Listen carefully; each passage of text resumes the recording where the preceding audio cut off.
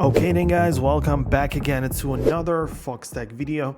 This time we talk about the Apple Music on your iPhone and how you can go ahead and check out the favorites or start tracks on your device. Now it's actually pretty simple to do. You may not be familiar with that because I don't know when it actually appeared on my device, but when I open up the Apple Music like this, I can get inside, and if you go inside the library section and go to the playlist, you can actually find the favorites song playlist.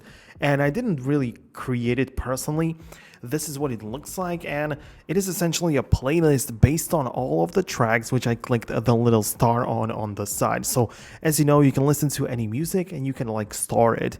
You can just decide that this is your favorite one, and it is automatically going to be added to this very specific playlist, inside of which you only have the songs which you have starred, or songs that you basically like in case you put them there, right?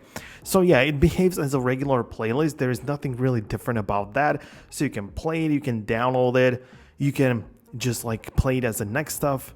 So yeah, it is also part inside of your playlist section, but as I say, it is created on your own. I mean, you could probably go ahead and delete it. I'm not sure that if you just delete it or something, that if it comes back, but I would assume that it does, because it's like something that you cannot really create naturally. Yeah, so if you check out some of the other playlists, you can delete them, but this one cannot be deleted, which is because it's like built in as a feature, right? So this is essentially how you can find the stars, songs, whatever you want to call it, your favorites and whatnot. So yeah, I hope you found this video useful. Leave a thumbs up if you did, and I will catch you in the next video. Don't forget to subscribe as well, so we can actually stay in touch. And yeah, thanks a lot for watching, and I'll catch you in the next tutorial in the future. Peace out until then.